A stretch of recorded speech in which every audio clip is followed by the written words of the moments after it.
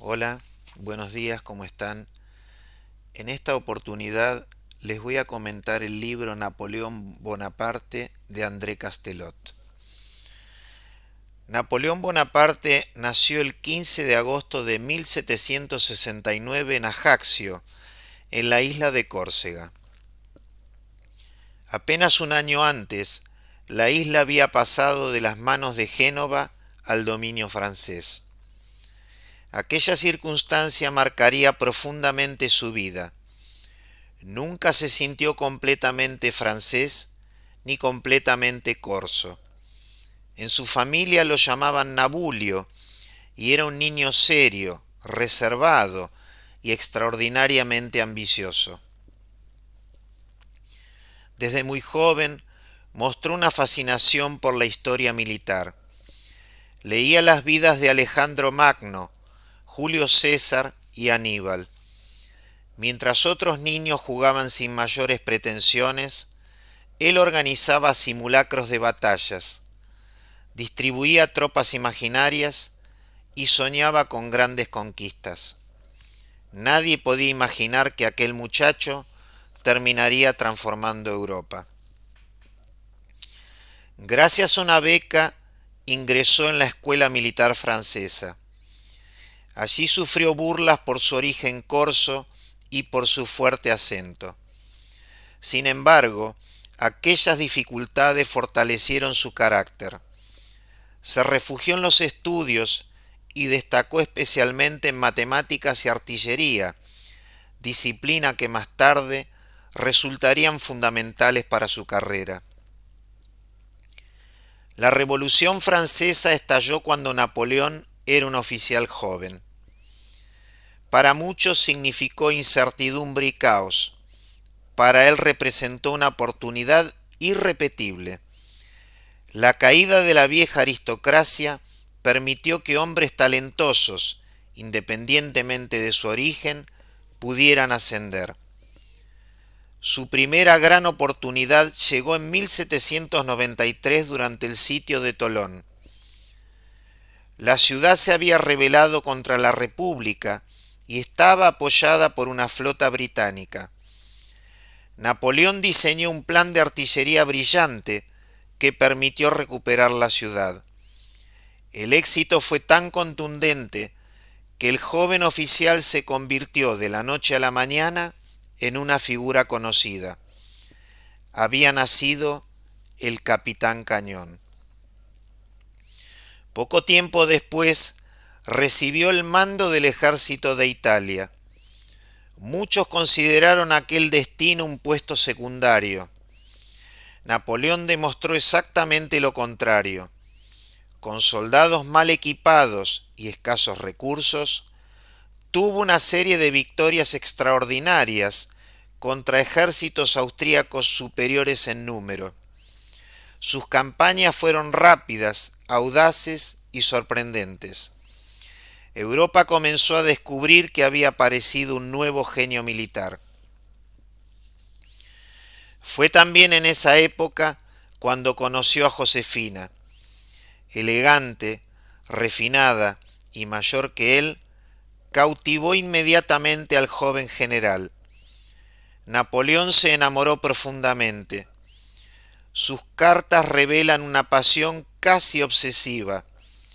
Incluso en medio de las campañas militares encontraba tiempo para escribirle. Sin embargo, la relación estaría marcada por dificultades, distancias e infidelidades que acompañarían toda su vida en común. Tras conquistar Italia, Napoleón concibió un proyecto aún más ambicioso. Si no podía derrotar directamente a Gran Bretaña, atacaría sus intereses en Oriente. Así nació la expedición a Egipto de 1798. Después de derrotar a los mamelucos en la batalla de las pirámides, fue recibido como un conquistador. Algunos de sus admiradores comenzaron a llamarlo el Sultán Kebir, el gran sultán. Pero la expedición egipcia tuvo una característica única. Napoleón no viajó solamente acompañado por soldados, también llevó más de 150 científicos, ingenieros, matemáticos, naturalistas y artistas. Entre ellos se encontraban Monge, Berthollet, Fourier y Saint-Hilaire, algunas de las mentes más brillantes de Francia.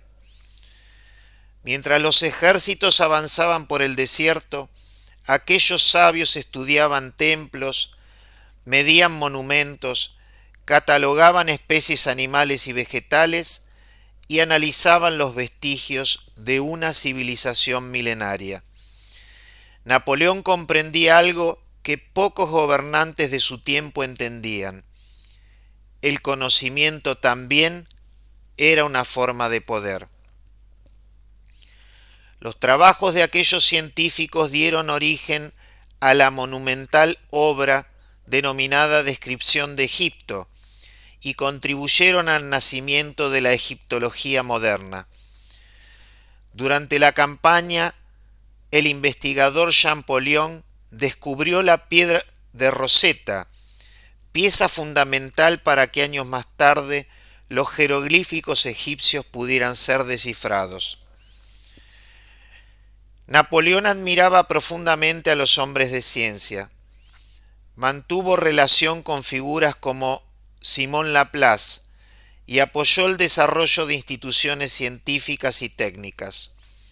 Existe incluso una famosa anécdota según la cual, tras leer una obra de Laplace sobre el sistema solar, observó que el autor no mencionaba a Dios.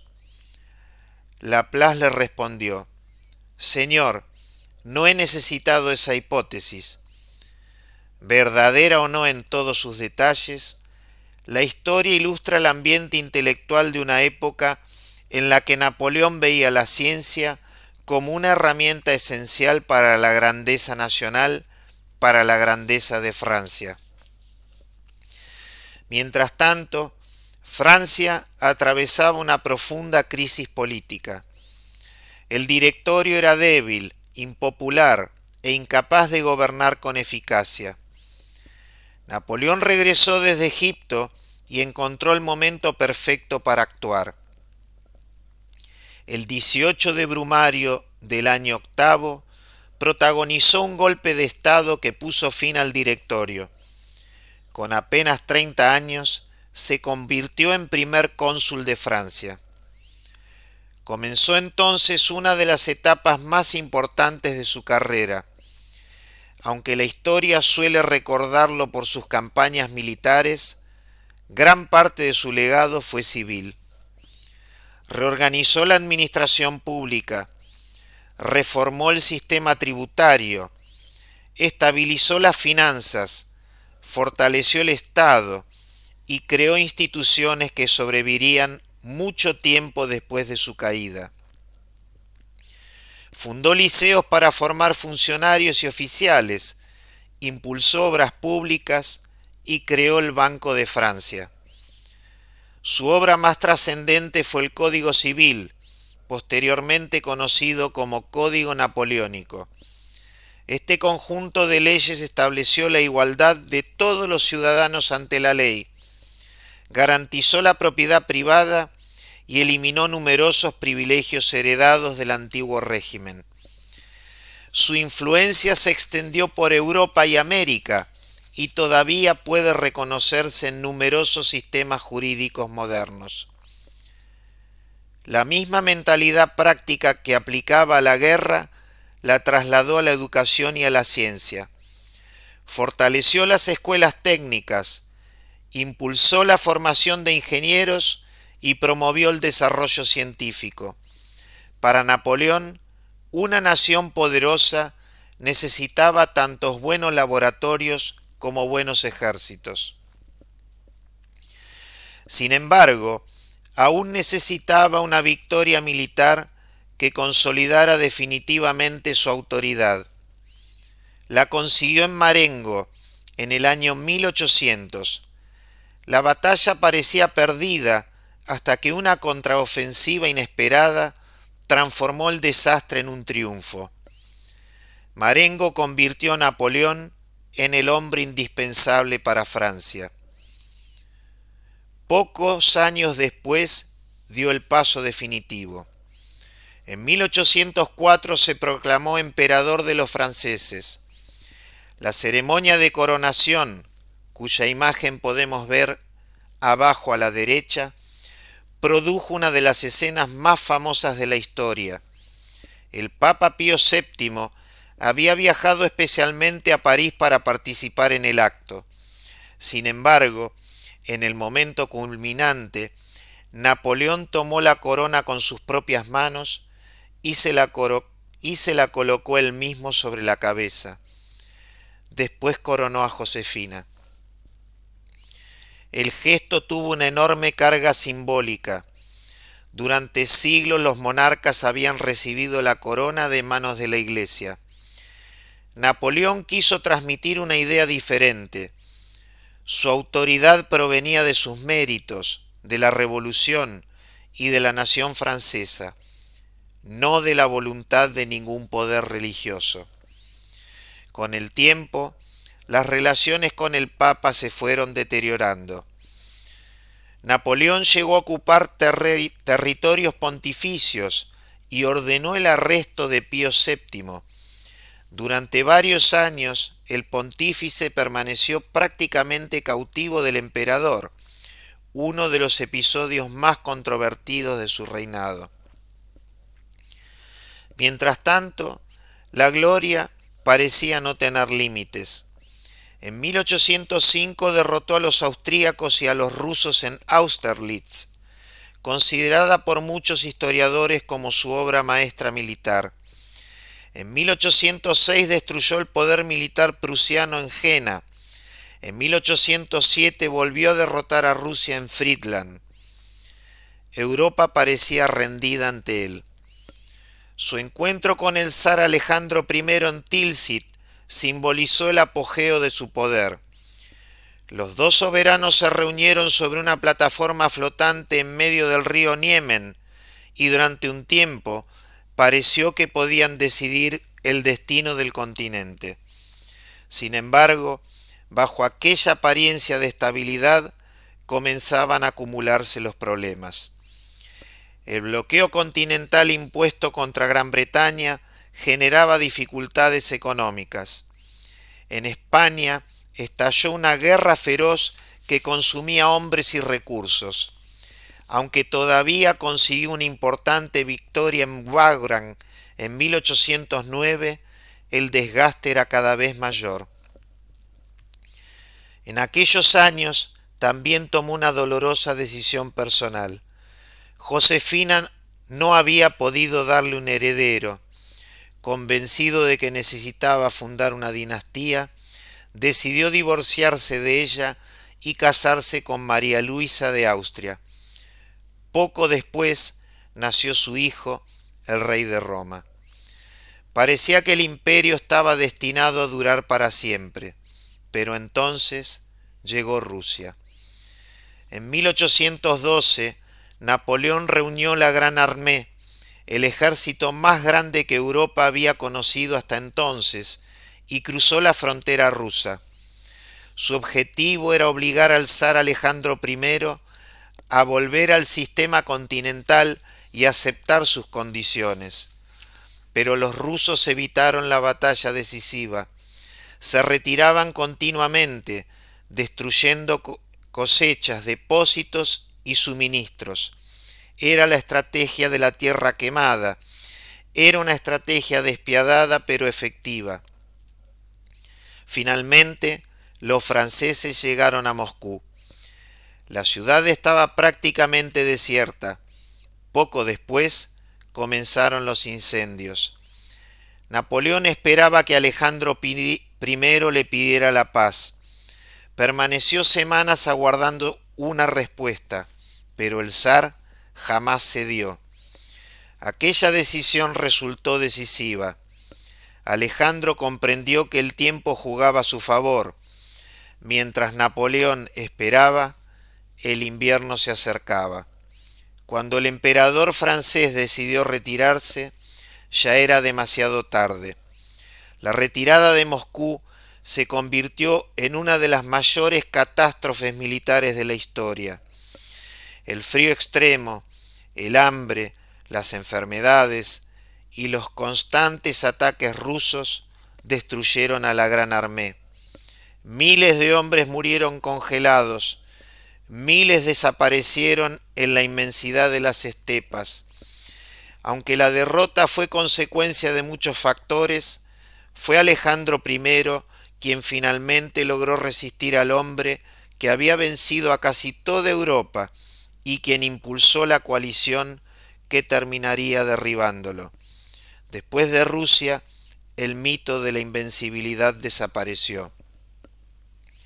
Prusia, Austria, Rusia y Gran Bretaña se unieron nuevamente. Napoleón siguió obteniendo victorias admirables, pero ya no disponía de los hombres ni de los recursos de años anteriores. En 1814 los aliados llegaron a París. El emperador abdicó en Fontainebleau. Allí tuvo lugar una de las escenas más conmovedoras de toda su vida. Frente a los veteranos de la vieja guardia, aquellos soldados que lo habían acompañado durante años de campaña, se despidió con lágrimas en los ojos. «Adiós, hijos míos», les dijo. Muchos soldados lloraron junto a él. El hombre que había dominado Europa partía hacia el exilio. Los vencedores le concedieron el gobierno de la pequeña isla de Elba. Allí se convirtió en una especie de soberano en miniatura. Administró la isla, organizó caminos, impulsó reformas y observó con atención los acontecimientos franceses. Pero Napoleón jamás aprendió a resignarse. En febrero de 1815 escapó de la isla de Elba, desembarcó en Francia y comenzó la extraordinaria aventura de los 100 días. A medida que avanzaba hacia París, las tropas enviadas para detenerlo terminaban uniéndose a él. Su sola presencia parecía ejercer una atracción irresistible. Durante unas semanas Europa volvió a contener la respiración. Sin embargo, el desenlace llegó en Waterloo. El 18 de junio de 1815 fue derrotado definitivamente por las fuerzas aliadas dirigidas por Wellington y apoyadas decisivamente por los prusianos de Blücher. Esta vez no iba a haber regreso. Los británicos decidieron enviarlo a un lugar del que resultara imposible escapar, la remota isla de Santa Elena, perdida en medio del Atlántico Sur. Comenzaba el último capítulo de su vida. Santa Elena estaba a miles de kilómetros de Europa. No había ejércitos, no había palacios ni cortes imperiales. Solo una pequeña isla azotada por los vientos oceánicos. Napoleón fue instalado en Longwood House, una residencia modesta y húmeda que detestó desde el primer momento. Se sentía prisionero, discutía constantemente con el gobernador británico Hudson Lowe, a quien consideraba un hombre mezquino y obsesionado con la vigilancia. Los británicos, por su parte, temían que intentara escapar como había hecho en Elba. Durante aquellos años la rutina reemplazó la gloria. Paseaba, leía, conversaba con sus acompañantes y sobre todo dictaba sus recuerdos. Comprendía que ya no podía conquistar Europa, pero aún podía conquistar la historia. Durante largas jornadas reconstruyó campañas, explicó decisiones, justificó errores y relató episodios de su vida. Poco a poco fue moldeando la imagen que deseaba legar a las generaciones futuras. En Santa Elena comenzó a transformarse definitivamente en la leyenda. El emperador derrotado se presentaba como un héroe perseguida por las monarquías europeas. el cautivo sustituía al conquistador. Con el paso de los años su salud comenzó a deteriorarse. Sufría fuertes dolores abdominales, debilidad creciente y problemas digestivos. Algunos contemporáneos sospecharon que había sido envenenado. La mayoría de los historiadores consideran en la actualidad que probablemente murió de cáncer de estómago, la misma enfermedad que había afectado a varios miembros de su familia. El 5 de mayo de 1821 llegó el final. Tenía apenas 51 años. Según algunos testigos, sus últimas palabras incluyeron referencias a Francia, al ejército y a Josefina, los tres grandes amores de su vida. Fue enterrado en Santa Elena, lejos de la patria que había gobernado. Sin embargo, ni siquiera la muerte pudo poner fin a su influencia. En 1840, casi 20 años después, sus restos regresaron a Francia en una ceremonia grandiosa. Miles de personas acudieron a rendir homenaje al hombre que había cambiado la historia de Europa. Cuando hoy se habla de Napoleón, suele pensarse en Austerlitz, Moscú o Waterloo.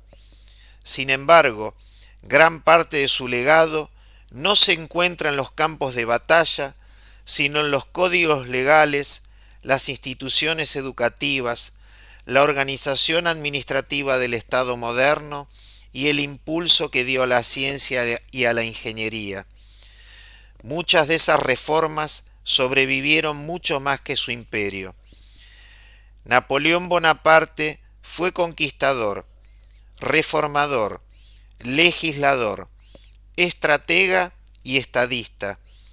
Revolucionó la guerra, transformó Francia y dejó una huella que aún perdura en gran parte del mundo moderno. Desde aquel niño corso llamado Nabulio hasta el cautivo de Santa Elena, su vida fue una sucesión de ascensos espectaculares y caídas dramáticas. Pocos hombres modificaron tanto el curso de la historia en tan poco tiempo, y quizás por eso, 2 siglos después de su muerte, seguimos hablando de Napoleón.